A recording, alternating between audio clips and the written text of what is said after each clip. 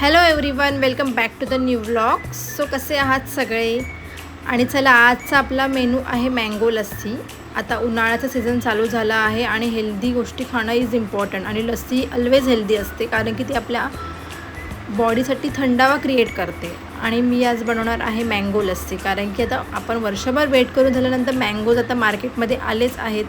So 2-3 महिने हा season चालूच आहे, तर मँगोचं काही ना काहीतरी बनवून खाण्याचा आपण प्रयत्न करूया. सो मी आज बनवत आहे मँगो लस्सी.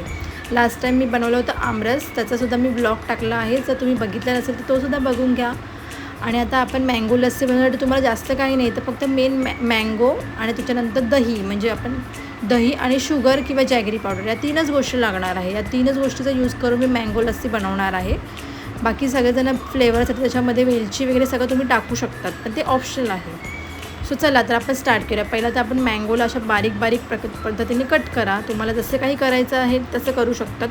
काही जण याचं साल काढून प्रॉपरली असं कटिंग करतात किंवा अशा प्रकारे. सो अशा टाईपचं कटिंग करून झाल्यानंतर तो आपल्याला मिक्सरमध्ये ग्राइंड करायचा आहे.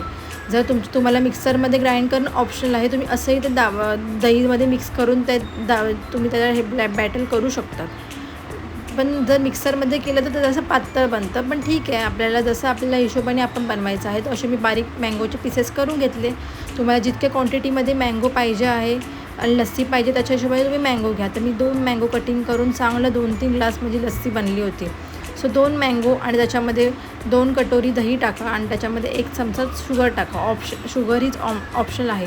आणि मँगो हा जरा स्वीट असला पाहिजे, बिकॉज दही ही आंबट असते. सो मँगो हा गोड असेल तर बेटर होईल. जर दोन्ही पण आंबट असेल तर आपल्या लस्सीला एवढी मजा नाही येणार. सो माझा हा मँगो होता, हा प्रॉपर असा हापूस मँगो होता.